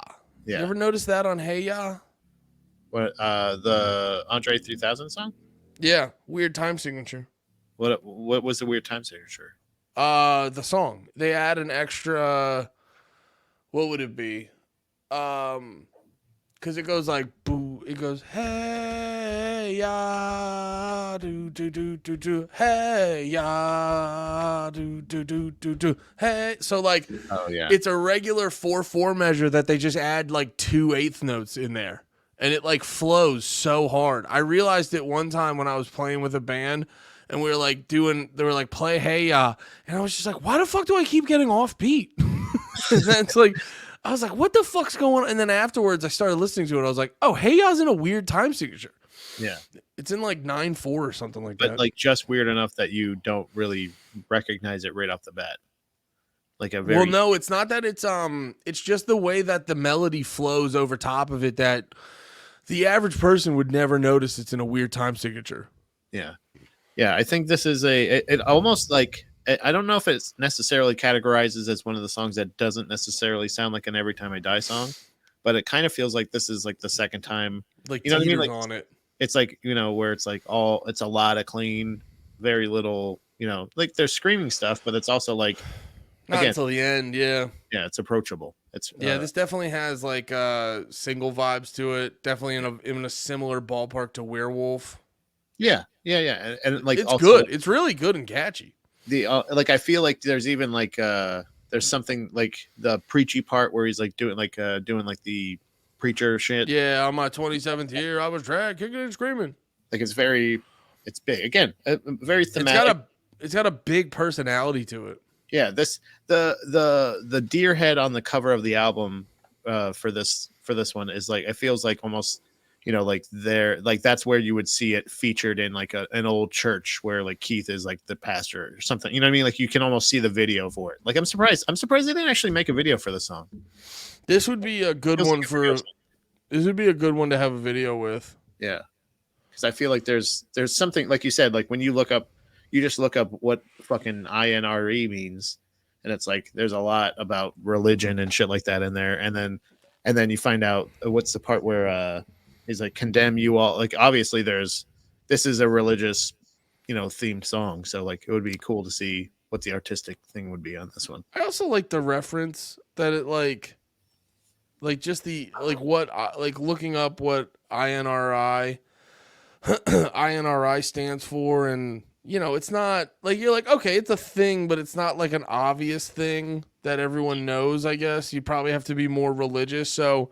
That's what also, Every Time I Die does stuff like that makes them feel like they have a little bit more substance than your average band. Yeah, you got to be able to name at least 3 verses to get their shit. Yeah, right. All right, let's keep it moving. This is Depressionista.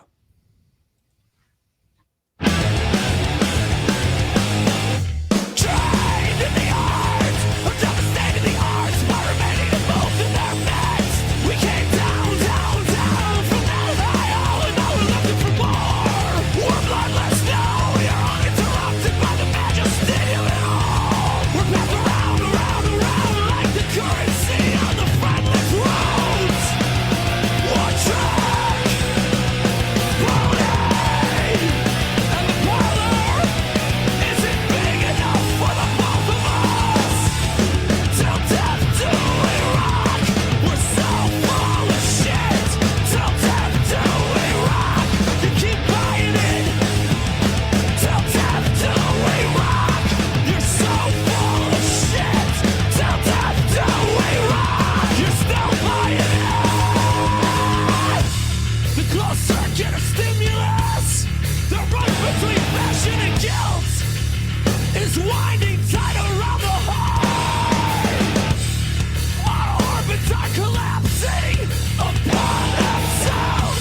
We're retreating into the fog, where we're sucking the blood from the necks of guitars.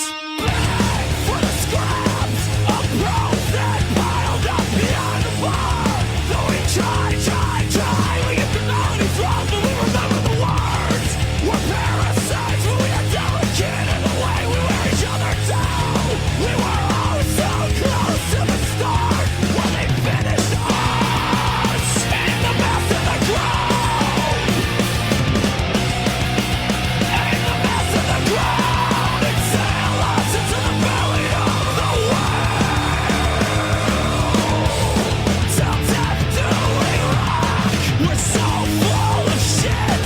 Till death do we rock. Keep playing it. The closer get the stimulus. The rough between passion and guilt is winding tight around the heart. Our orbits are collapsing upon themselves, but we stand in the trembling and indifferent to the grand history and acts of God unmoved. Oh. Fuck. Sorry. I was vibing. I wasn't paying attention. I'll be straight up. I wasn't paying attention. I'm unprofessional. That was that was Depressionista. No, it was fucking grooving. I was laughing because earlier in it when he goes "Till death do we rock," I remember hating that line. Yeah. I remember hating that so much, but in like reading the lyrics and in context, you're like, oh, it's not bad. Because when he hits "We're so full of shit," it just fucking it hits hard. But yeah, dude, as a whole, that's just a good front to back composition. It had a little bit of everything, and it had its own personality. That's all I can ask for in a song. That one, yeah, that was one I'd always like skip ahead to sometimes. Oh, Felt really? very good. I feel like I almost feel about this song the way you felt about the song "Rebel Without Applause." Like, Yeah, I could see that. it didn't really like stand out too much with me. Like, and it didn't really have a lot of those parts that like kind of stood out. Jesus, dude, what the fuck? Like, try to knock my mic over. No, it's like it didn't really like, but like it's them just doing a bunch of stuff that I've heard them do before, but Yeah. it sounded great. You know what I mean? Like I was definitely grooving. Like, it sounded really, really, really well done, but it also sounded like, Yeah. yeah, I've heard this before. Like, but it's I good. think I was more bad. Sorry. I'm just saying it's not like bad. It's not. I don't think it's just filler. It was really well done, but it's also like it wasn't necessarily blowing my dick into the dirt. Yeah, I think this is basically the equal opposite of when we listen to Rebel Without Applause. Is I think it was more partial to the style you like, and this is more partial to the style I like, where they're going fast and shit like that. Yeah. But it was Now good. Yeah, all We're right. finding our lines. Now we did hear 1 second of this song before. Do you want to hear the rest of it now? Because you already started playing a little bit of it All before. right. I've upgraded what I want bad happen to you to a 3 now. Oh, it's a 3. Holy shit! I've upgraded it to a 3. You want me to cut the show open? Really hope it happens to you tonight. Oh, 2 seconds. Okay. Okay, the first second I get.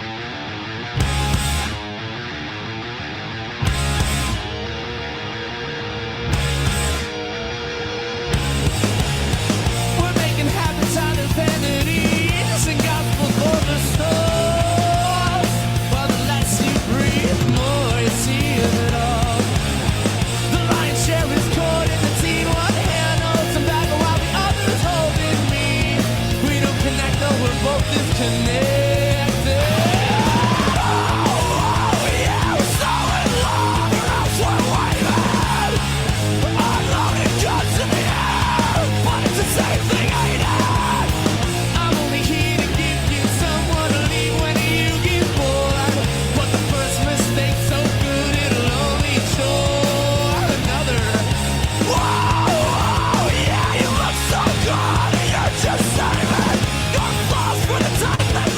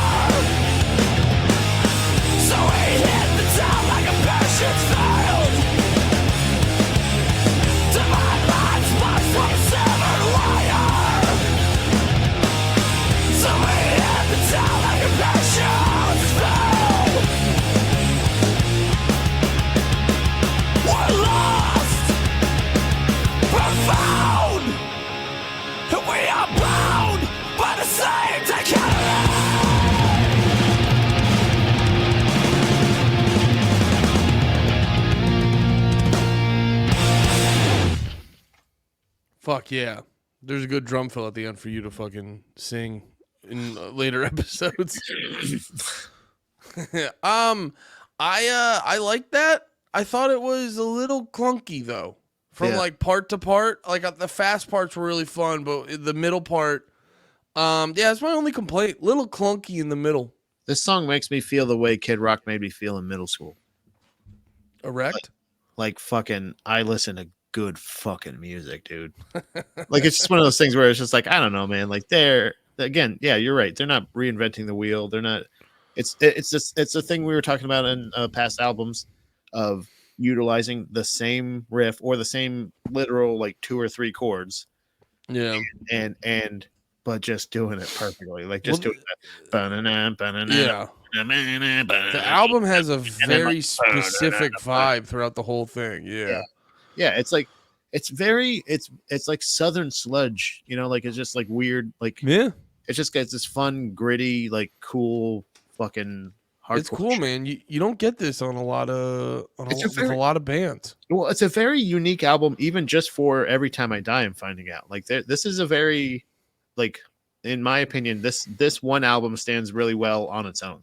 Like if Every Time I Die put this album out, it would be a fucking. I would be like, damn, I wanted to hear more from them. You know what I'm saying? Like this is a very intriguing album. You know what I Yeah. mean? Yeah, no, because like we were saying before, the whole that like hard rock metalcore didn't catch on, so it's like you don't have a deep.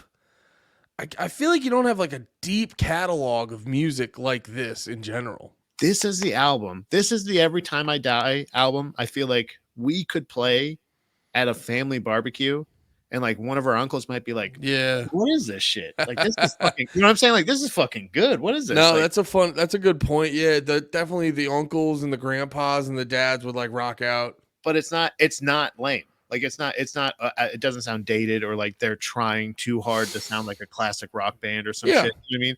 But like it has those things where like it scratches that itch of like, hey, is that a little bit of you got a cowbell right there? Hey, hold on. Before you throw that cornhole. Wait, Dale, hold that horseshoe. I gotta hear this. Wait, is that cowbell? He's singing about something about drinking beer. What? You know what I mean? Like it's just like Hot damn. No, that's not this album, Papa Jim. But This you one, wouldn't like that one. you wouldn't like that one. You wouldn't like Hot Damn. You wouldn't like that one. All right, here's the last song. Imitation is the serious form of battery. Lots of wordplay on this album.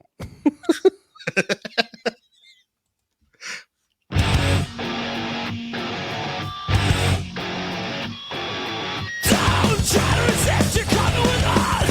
Provisions are made and combinations are met. Your words are encoded in the bleak genetics of the mob. Praise apocryphal, made in defense to relieve us of guilt, but none of our sin. We've sacrificed discourse at the feet of your clever turn of praise. Now you owe it to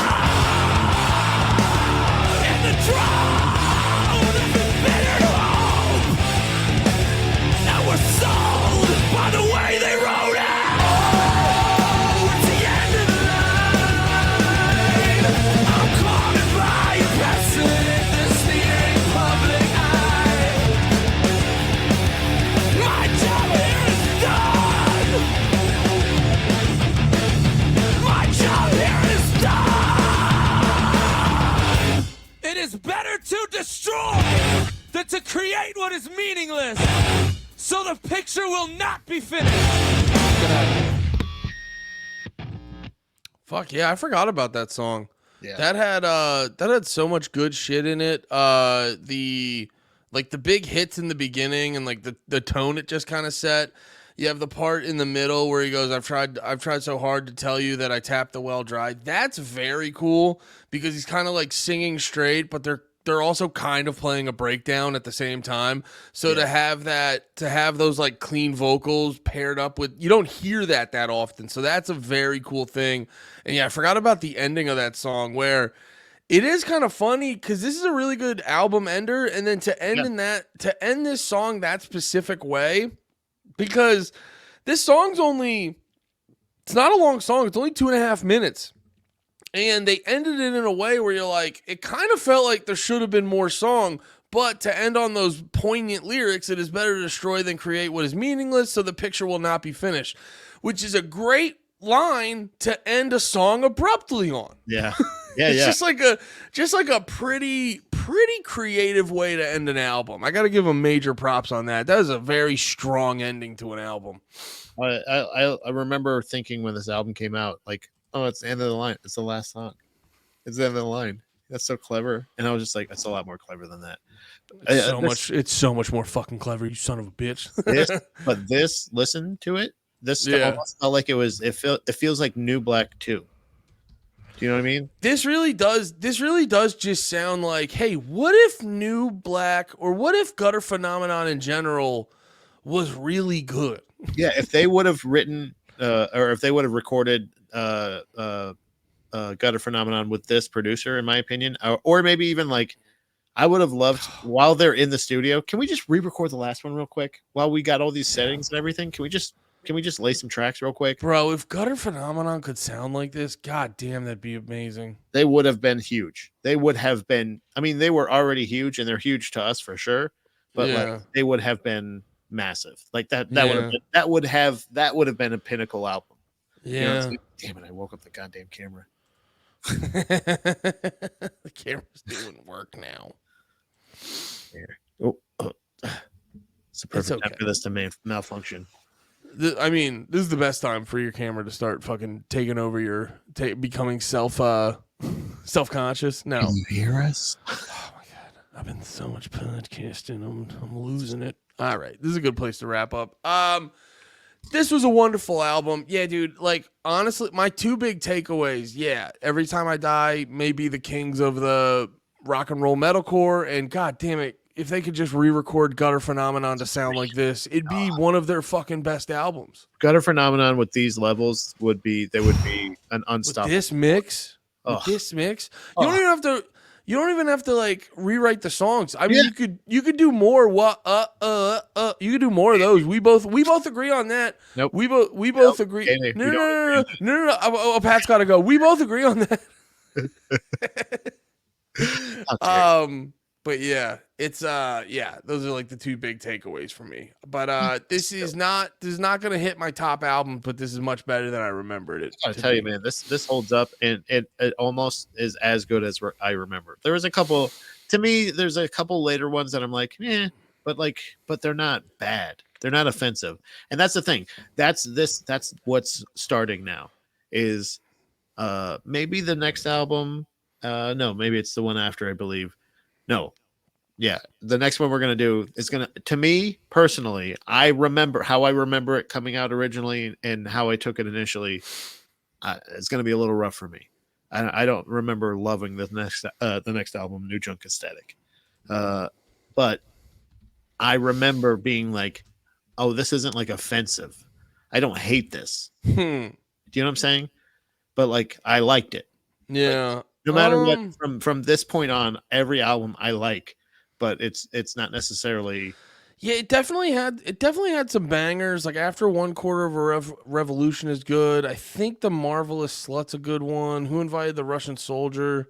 I'm looking through. There's some pretty good songs, but yeah, if I made a list of albums I go back to, this would be on the bottom of the list. I didn't even listen to this much. I didn't even listen to this one that much when it came out. Same. Yeah, and so like I was really excited coming off of the Big Dirty, but I remember being like, all right, well, like it's not I don't hate it. I didn't hate it, but again, I'm excited to re-listen to it and listen to it with new ears. I will say this though, I don't believe.